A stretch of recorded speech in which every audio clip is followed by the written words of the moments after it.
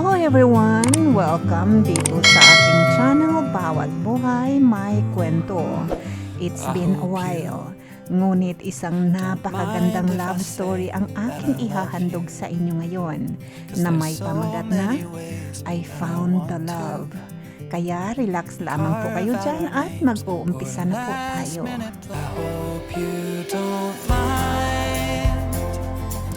If I say that I love you. Oh yes! Kakain kami ng lunch together. Doon ko na talaga siya makikilala ng mas malalim pa. Mukhang successful ang aking planong mangligaw kasi napauo ko siya. At doon na nag-umpisa ang lahat. Nagla-lunch kami together, binibilhan ko siya ng drinks, hinahatid ko siya sa bahay niya. Lahat ng ginagawa ng isang mangliligaw ay ginawa ko talaga. Minsan pa nga sinusundo ko siya sa bahay nila kapag may pasok at pareho kami ng subject. Sandali nga, Shaira, 3 buwan ka nang nangliligaw kay Cyrus Kamusta naman ang progress mo? Tanong sa akin ni Telma. Meron naman, isang beses, hinatid niya nga ako sa bahay namin Umuulan kasi noon, wala akong payong kaya sabi niya, ihatid niya na lamang daw ako. Ang sweet niya, no? Tugon ko na nagpataas ng kilay ng aking kaibigan. Nang biglang tumunog ang aking cellphone at nakita ko ang text mula kay Cyrus. Kaya dali-dali ko itong binasa. Kailangan nating mag-usap, magkita na lamang tayo sa campus. Sa totoo lang, hindi ko alam kung ano ang aking naramdaman sa sinabi niyang iyon. Kaya nagmamadali akong magbihis at dumiretso na ako ng campus. Kinakabahan ako kasi pag mga ganyang text, parang hindi maganda ang ibig sabihin. O Cyrus, bakit mo nga pala ako kailangan makausap? Pwede ba itigil mo na ang pangliligaw mo sa akin? Nabigla ako sa aking narinig kung bakit pinapatigil niya ako sa aking pangliligaw. May nagawa ba ako? Akala ko ba may progress na kami kasi inihatid niya na ako sa bahay. Akala ko okay lang sa kanya yung pangliligaw ko kasi nga 3 months na rin naman akong parang nangungulit. Baka nakukulitan na siya sa akin. Iyon kaagad ang aking naisip. Bakit, Cyrus? May nagawa ba ako sa'yo? Sorry na kaagad, gusto lang talaga kita. Gagawin ko naman ang lahat para lang maging tayo. Sabi ko at parang malapit na akong umiyak. Sa 3 buwan kong pangliligaw kay Cyrus ay marami na akong nalaman tungkol sa kanya, kaya lalo akong na-fall sa kanya. Sana hindi ito ang huling pag-uusap namin. Bulong ko sa aking sarili. Kasi sinasagot na kita. Nagulat ako sa kanyang sinabi kaya napalundag ako. Seryoso? Talaga? Totoo ba to? Tayo na? Excited kong tanong. Muntik na akong sumigaw sa campus, buti na lamang hindi ko nagawa at baka mapagalitan pa ako ng guard. Kami na talaga? Parang nag-uunahan ang mga salita na nais lumabas sa aking bibig at gusto ko talaga siyang yakapin at sabihin sa buong mundo na ito na yung pinaghirapan ko ng 3 buwan. Nasa piling ko na siya at yung araw na iyon ang pinakamasayang araw sa buong buhay ko. Kaya ibinalita ko kaagad ito kay Telma, may nobyo na ako, siya ang pinakamamahal ko at hindi ko na siya pakakawalan pa. Ilang buwan din ang itinagal namin ni Cyrus until... Ano? Hindi ka mag-aaral dito next academic year? Paano na tayo? Cyrus, sandali pa lamang tayo, kaya ba natin maglo-long distance relationship? Gulat kong tanong. Aalis na kasi siya ng bansa at iiwan niya daw muna ako. Napagdesisyonan kasi ng kanyang mga magulang na kunin na siya at doon na pag-aaralin sa Canada. Shaira, wala sa akin ang desisyon. Hindi ko rin kaya mawalay sa iyo pero sinabihan ako ni Mama na kailangan kong sumunod doon dahil kailangan din nilang makasama ako. Babalik rin ako, yun ang promise ko sa iyo. 5 taon ang nakalipas. May trabaho na ako. Noong unang mga buwan ay nag-uusap pa kami hanggang sa maglaon. Hindi na siya nagre-reply sa aking mga chat. Okay lang naman ako, oo. Noong mga unang buwan ay hindi pa ako naka-move on. Siya kasi ang first ko sa lahat. At sabi nga nila, ang first daw ang pinakamasakit. Dito ako nagtatrabaho sa isang tech company bilang supervisor. Itong kumpanya namin ay international. May paparating daw na nakakataas mula sa ibang bansa.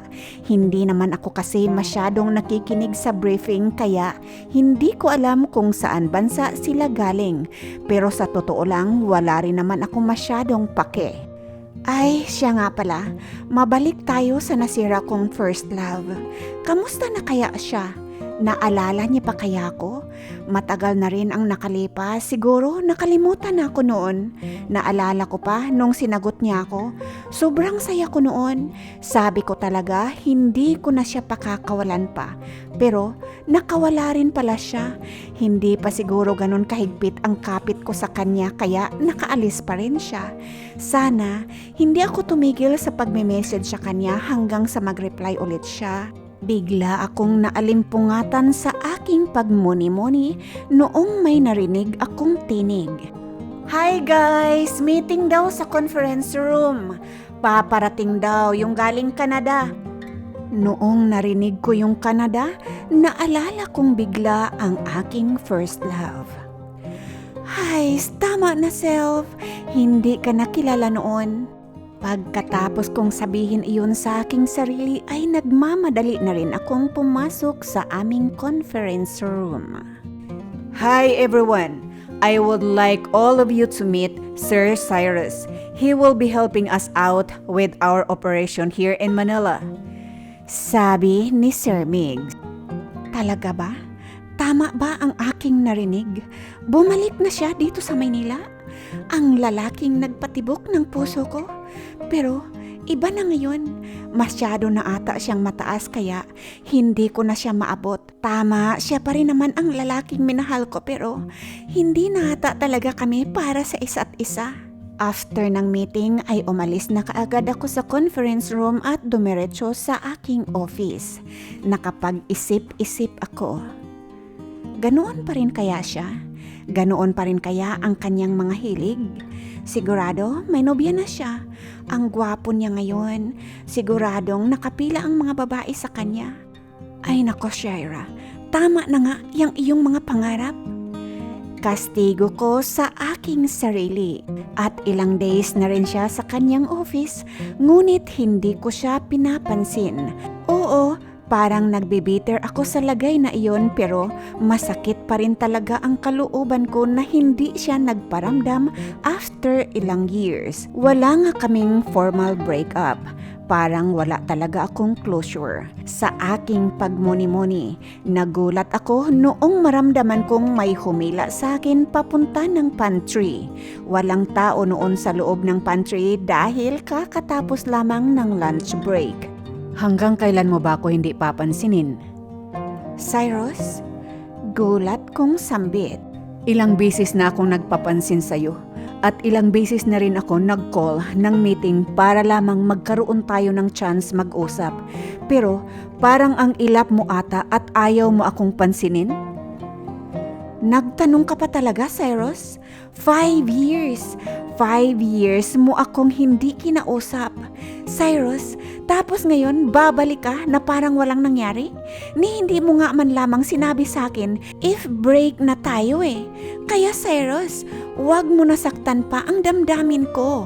Shaira, I'm sorry. Ang tagal ko nang gustong bumalik pero lagi talagang may aberya. Gustong gusto pa rin kita, Shaira. Hindi ka kailanman nawala sa aking isipan kaya kung pagbibigyan mo ako ng pangalawang pagkakataon, ako naman sana ang mangligaw sa'yo. Bahala ka. Hindi ko gagawing madali ang pangliligaw mo sa akin. Para sa'yo, Shaira, gagawin ko ang lahat. Noong araw ding iyon ay inihatid niya ako sa bahay. Hi po, ako nga po pala si Cyrus, dating nobyo ni Shaira noong college pa po kami. Sabi ni Cyrus, kaya sinoy ko siya, masyado ata siyang feeling close sa aking mga magulang. Oh hi Cyrus, kay gwapong bata, bakit dating nobyo lang, wala na bang kayo? Excited na tanong ni Mama. Si Mama talaga kahit kailan. Umalis po kasi ako pero wag po kayong mag-alala. Liligawan ko po ulit ang inyong anak at sa pagkakataong ito hindi ko na po siya paiiyakin. Nakangiting sabi ni Cyrus. Aba dapat lang, kung hindi lagot ka sa akin. Sabi naman ni Papa. Ma, uuwi na po si Cyrus. Sige Cyrus, bye na. Maaga pa tayo bukas, hindi ba? Kaya go na. Pagtataboy ko sa kanya. Aba iha, hindi mo ba aalukin ng hapunan itong si Cyrus? Nako iho, dito ka na maghapunan at palipasin mo na rin yung traffic. Sabi ni Mama. Sige po, hindi po ako tatanggi dyan. Nakangiti na tinapunan ako ng tingin ni Cyrus na para bang nang aasar. Pagkatapos naming kumain ay nagpunta kami sa garden, malamig at sobrang perpektong klima para mag-usap. Kamusta ka naman Cyrus? Bakit hindi ka nagparamdam ng ilang taon? Hindi ko na mapigilan ang aking sarili na magtanong dahil kailangan ko rin naman malaman. Ito na ata ang closure na hinahanap ko. Kaya pala pinapunta ako ni Mama sa Canada ay dahil malala ang sakit ng lolo. Kailangan ni lolo ng kasama habang nagpapagaling. Ngunit kalaunan ay hindi rin naman kinaya ni lolo ang kanyang sakit. Grabe, ang lungkot ni Mama, halos ilang buwang hindi kumakain. Kaya hindi ko sila maiwanan. Ayaw ko naman na pati si Mama ay mawala sa akin. Kaya sinamahan ko sila ni Papa doon hanggang sa makapagtapos ako ng college at magka-work. Nagkataon naman na yung pinagtatrabahuan ko pala ay konektado sa pinagtatrabahuan mo. Kaya noong payagan ako ni na Mama at Papa na umuwi ay kinuha ko na kaagad ang opportunity na makita ka muli. Alam kong marami akong pagkukulang sa relasyon natin. Ilang buwan lamang tayo noong iwan kita sa era pero wag kang mag-alala, hindi na kita iiwanan pa. Biglang lumambot ang aking puso sa sinabi na iyon ni Cyrus. Nakaka-inspire naman itong anak na to. Yung samahan mo ang iyong mga magulang sa hirap at ginhawa. Yung ikaw ang maaasahan nila at kaagapay kapag may dinaramdam silang mga hinanakit. Sana magawa ko rin yan sa aking mga magulang pagdating ng araw. Oh my God, hindi pala ito closure, kundi isa na namang opening para umusbong ang bagong pag-ibig. Nako, pinaiyak mo naman ako eh. Sino ba naman ako para magtampo? Magulang mo sila. Dapat talaga silang unahin mo. Kung sinabi mo sana kaagad, maiintindihan ko naman eh. Sabi ko, sa communication lamang pala kami sumablay pero kung alam ko lamang kaagad lahat ito, hindi na siguro ako magtatampo pa. Ngayong nakabalik na ako ay hindi ko nasasayangin ang pagkakataon na ito para ako naman ang mangligaw. Gagawin ko ang lahat. Kung kailangan kong mag-igib tubig para sa iyo ay gagawin ko. Kung kailangan kong magsibak ng kahoy ay gagawin ko. Mahal na mahal kita, Shaira, at walang nagbago doon. Tama na Cyrus, lalo mo lamang akong pinaiiyak niyan eh. Umuwi ka na at gabi na. Sabi ko sabay ngiti. Alam ko wala nang sasakit pa kapag nawalan ka ng minamahal sa buhay. Nawala na nga siya ng lolo. Ayokong maramdaman niya na pati ako ay mawawala sa kanya. Ayoko rin naman na ma-feel niya na dapat siyang magalti dahil lamang sa sinamahan niya ang kanyang mga magulang noong panahon na kailangan siya ng mga ito na higit pa sa aking pangangailangan sa kanya. Ilang buwan na ang nakalipas ng kanyang pangliligaw sa akin, ngunit hindi ko pa rin siya sinasagot. Dahil siguro ngayon ko lang kasi naranasan ang maligawan. Kasi diba nga, ako ang nangligaw sa kanya noong una? Napakasarap pala ng pakiramdam ng ikaw ang nililigawan. Kaya nilalasap ko muna ito ng maigi hanggat maaari. Hanggang isang araw. Cyrus, itigil mo na ang pangliligaw mo sa akin. Kumakain kami noon, tapos sinabi ko ito sa kanya. Parang nang lumuka agad ang kanyang pagmumukha na halos manggilid ang kanyang mga luha. Ha, bakit? Ayaw mo na ba talaga? Dahil sa pagkabigla, tunay na nakakaawa ang kanyang pagmumukha. Pero siguradong mapapalitan ang kanyang lungkot sa susunod kong sasabihin. Kasi sinasagot na kita eh. Nakangiti kong wika. Kitang-kita naman sa kanyang mukha ang pagkabigla at tuwa. Ginaya lang kita eh. Talaga? Iyon lamang at nagsisigaw na siya sa restaurant. Ay nako, napakasarap pala sa pakiramdam at nakakakilig kapag ganito ang reaksyon ng iyong mangliligaw kapag sinagot mo na. Akala ko talaga wala nang mangliligaw sa akin eh. Akala ko ako lagi ang mangliligaw sa mga lalaking magugustuhan ko. Umuwi kami noong araw na iyon with the smile in our faces. Parang inabot ko na ang langit sa sobrang saya ko. Parang ini-imagine ko na ang mga susunod na buwan kung paano namin ito sasalubungin na magkasama. Lumipas ang ilang taon na puno ng kasiyahan lang. Na-promote ako sa trabaho bilang supervisor at binigyan ako ng opportunity na makapunta sa Canada. Siyempre, kasama ko si Cyrus. Sa katunayan nga, siya ang tumulong sa akin na makapag-asikaso ng aking mga requirements. Bumiyahe kami na magkasama papuntang Canada. First time ko sa bansang iyon, kaya tudo tour sa akin si Cyrus sa mga sites. Sobrang saya ng experience na iyon. Na-meet ko na rin ang mga parents niya. Mubisita rin kami sa puntod ng kanyang lolo.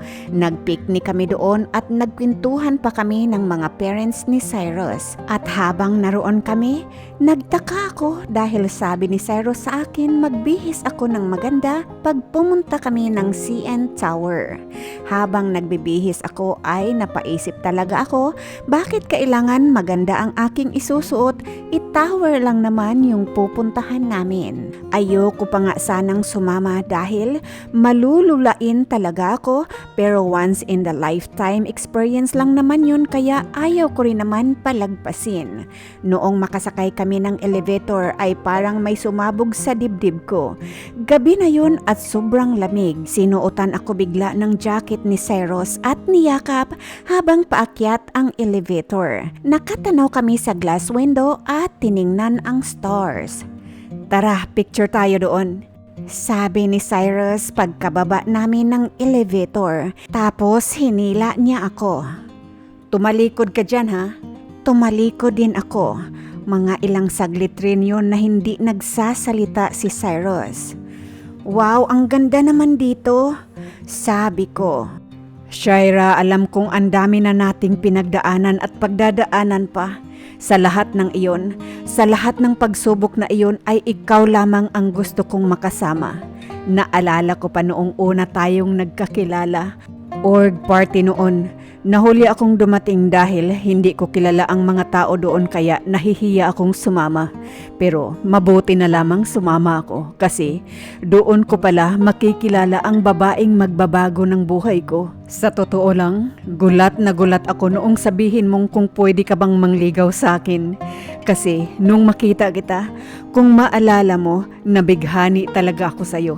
Hindi agad ako nakapagsalita noong magpakilala ka sa akin kasi parang iniisip ko kaagad ang future nating dalawa.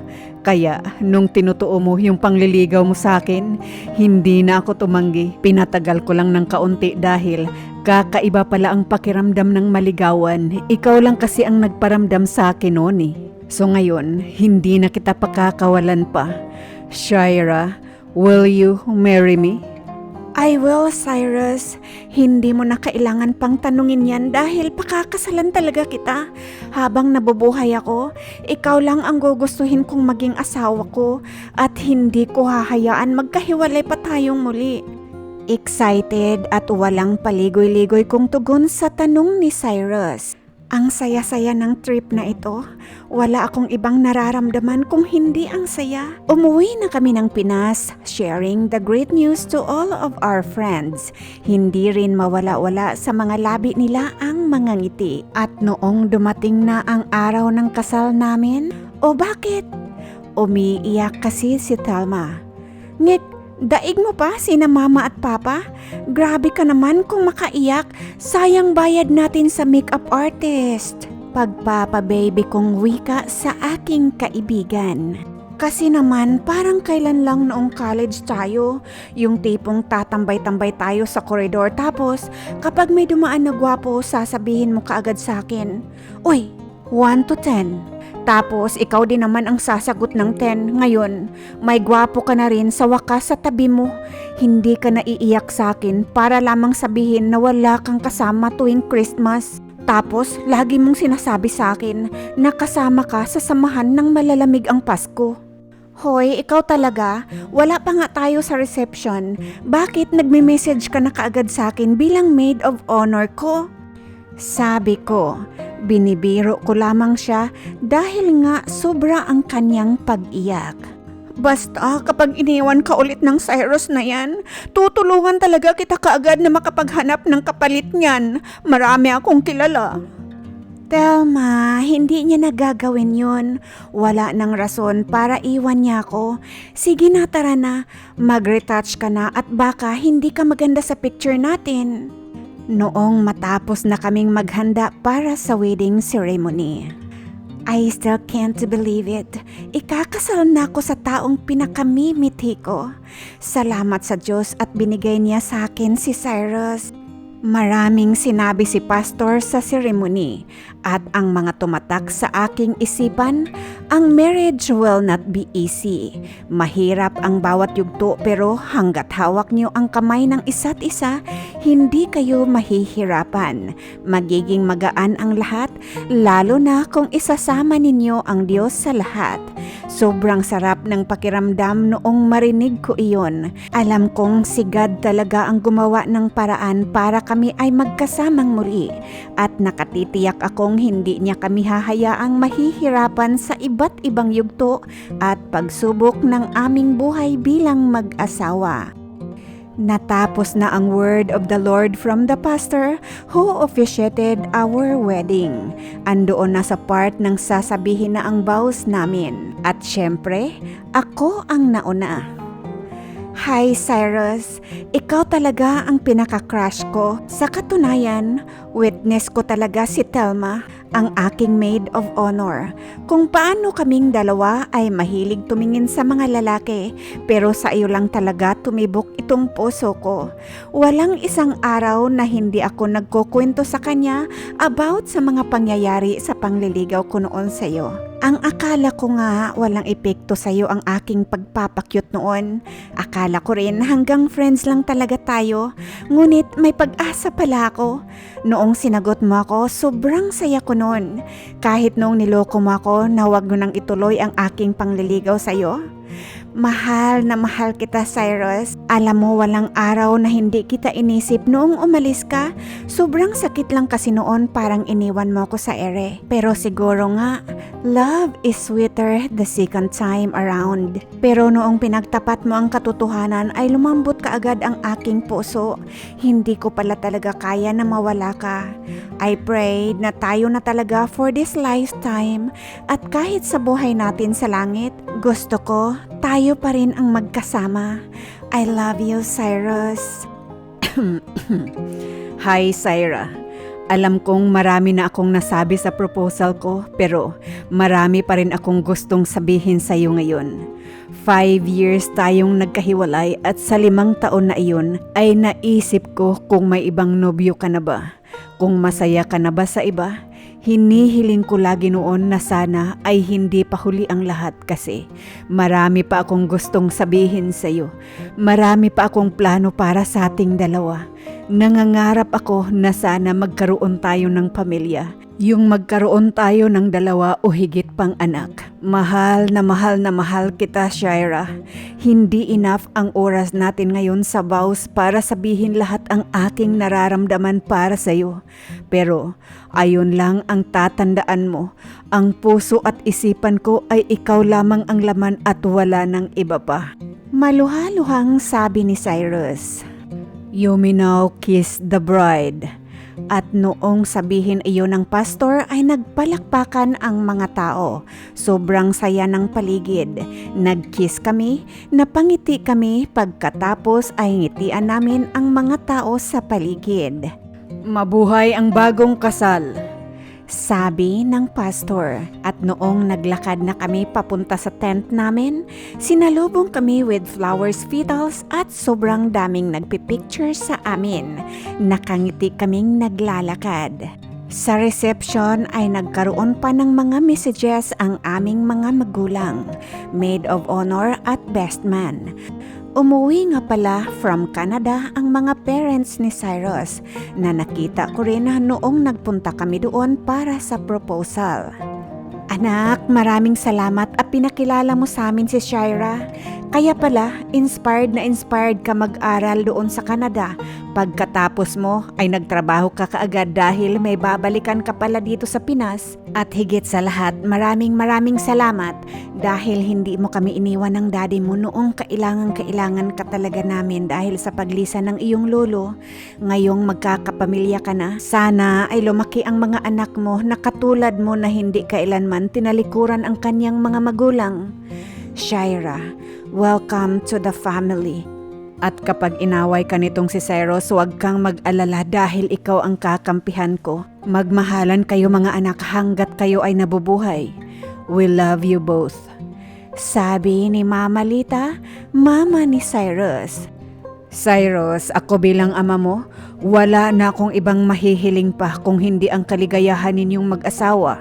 Naway alagaan ninyo ang isa't isa at huwag niyong hayaang matulog ang isa na may sama ng loob. Pag-usapan niyo muna ang mga bagay bago kayo magdesisyon. Mahal na mahal ko kayong mga anak ko.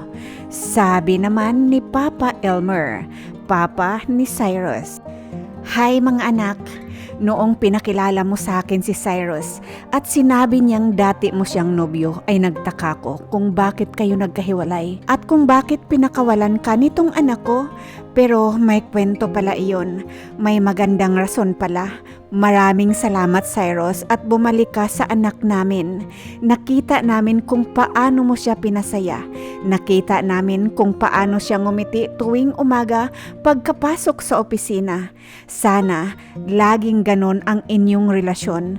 Sana ay salubungin ninyo ang bawat umaga na may ngiti sa inyong mga labi. Mahal namin kayo. Sabi ni Mama Tina, mama ko. Anak, nagpapasalamat ako sa Diyos at tinutuon ni Cyrus na hindi ka na niya paiiyakin. Isang karangalan anak na maihatid ka sa altar. Pangarap ko talaga yon para sa iyo. Ang may makasama ka sa iyong pagtanda anak. At katulad nga ng sinabi ng Papa ni Cyrus, bawat desisyon ay inyong pag-usapan bilang mag-asawa. Lahat ng pag-aaway ninyo ay sana hindi humantong kaagad sa hiwalayan. I love you, Mayunika Iha. Ikaw pa rin ang prinsesa ng buhay ko kahit reyna ka na ni Cyrus. Sabi naman ni Papa Aldo, ang papa ko. Hi Cyrus. Hindi ko akalain na may napusuan ka na pala sa mga supervisors noon. Kaya nagulat ako na kayo na pala. I'll make this short and sweet. Have a happy marriage and may all your dreams as partners come true. Sabi ni Sir Migs, best man ni Cyrus. Ako talaga ang last? Sige na nga. Hi bestie. Unang-una sa lahat, I am so happy for you. Ilang years in the making tong relationship ninyo. Talagang believe ako sa patience mo. Sobrang ipinagdasal mo talaga ito ano. Parang sinasabi mo nga sa akin noon na wala ka talagang gugustuhing ibang lalaki kung hindi itong si Cyrus lang, kaya nga niligawan mo, hindi ba? I thank the Lord at pinagtagpo niya kayong muli. Masaya ako at ang kasal na ito ay patunay na simula ninyong dalawa. Road to forever na talaga kayong dalawa. Mabuhay ang bagong kasal, kaya hala, mag-kiss na kayo. Sabi ni Telma at itinaas ang glass niya at tinutuktok ito ng tinidor. At ito na, dumating na ang father-daughter dance. Tumugtog na ang paborito naming kanta ng tatay ko. Anak, I love you. Lagi mo yang tatandaan. Bulong sa akin ni Papa at napaluha na nga ako. Hindi masyadong mapagsalita si Papa pero pagsasalita siya talagang tatagos sa puso ko. I love you too, Papa. Sabi kong pigil na pigil ang aking pagluha. Noong oras na para sa unang sayaw namin ni Cyrus, napaluha pa rin ako. Kaya binibiro ako ng aking asawa na baka pangit ako sa pictures namin dahil umiiyak ako. Napatawan niya ako dahil doon. Sobrang saya ng kasalang iyon. Hindi ko makalimutan lahat ang messages nila para sa amin at hindi ko makakalimutan iyon dahil iyon ang araw na makakasama ko ang aking first love habang buhay. 3 years na ang nakalipas at mayroon na kaming isang anak, si Syra. Hango sa pangalan namin, 2 years old na siya at sobrang madaldal na rin. Mahal, masaya ka ba sa nabuo nating pamilya? Tanong ni Cyrus habang tinitingnan namin ang photo album ng kasal namin. Aba, oo naman mahal, wala na akong mahihiling pa. Masaya kong tugon. Ako meron. Gusto ko pa ng isang anak. Hindi, biro lang. Ang saya ko lang, no? Parang kailan lang ikinasal tayo. Tapos ito na si Syra. Makulit na siya at madaldal. Marunong na rin siyang kumain mag-isa. Marunong na rin siyang mag-identify ng letters at shapes. Genius yata paglaki nito eh. Mahal, sana lumaki siyang katulad mo. Sabi ko. Ha? Bakit ako? Bakit hindi ikaw? Ayaw mo ba maging kasing ganda mo siya? Natatawa niyang sabi. Kasi naalala ko yung kwento mo tungkol sa mga magulang mo. Hindi mo sila iniwanan kahit gusto mong umuwi dito. Pinili mo silang alagaan at bigyan ng buong mong atensyon kaysa ibang tao. Sana ganon din si Syra paglaki niya. Maging mapagmahal siya sa magulang at lumaki siyang may takot sa Diyos. Napangiti si Cyrus sa aking sinabi. Isinara niya na ang photo album at niyaya niya na akong matulog. Nagsimula ang istorya na ito na para ba akong isang tao na akala mo ay uhaw sa atensyon. Gusto ko lang talaga makuha ang matamis na oo ni Cyrus, pero madami pala akong natutunan sa journey kong ito. Una sa lahat, mas naa-appreciate mo ang isang bagay kung ito ay iyong pinaghihirapan. Nagustuhan ko ang relasyon namin ni Cyrus noong kami ay nasa college dahil matagal kong inintay ang matamis niyang oo. Ginawa ko ang lahat para mangligaw. Nagpapasalamat ako sa Panginoon at hindi ako sumuko. Pangalawa ay patient. 5 years akong nagantay at worth it pala ang paghihintay kong iyon dahil pareho pa rin pala kami ng nararamdaman. Mahal niya pa rin ako katulad ng pagmamahal ko sa kanya. At ang huli, ang pagmamahal sa magulang.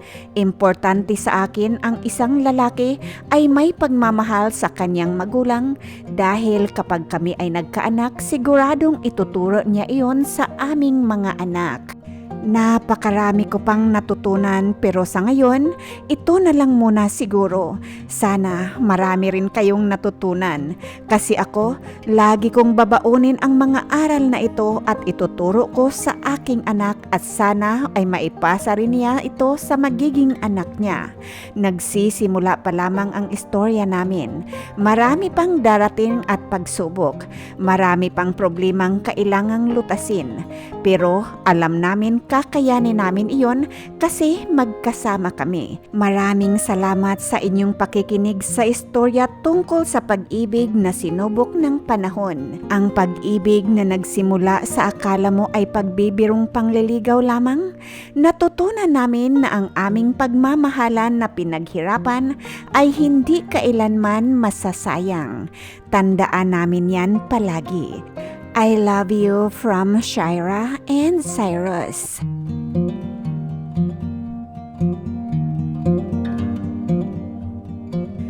Mga kaibigan, maraming salamat po sa inyong pakikinig at suporta sa munting channel na ito. Sana nga po meron tayong nakuha sa napakaganda at very inspiring na love story ni Shaira at Cyrus. At doon po sa hindi pa nakapag-subscribe, please subscribe na po kayo, like and share. Pakiring na rin po ng bell button para maging updated kayo sa ating mga new uploads. At katulad nga po ng lagi kong sinasabi na bawat buhay may kwento. At ito ang kwento ng pag-ibig ni Shaira at Cyrus.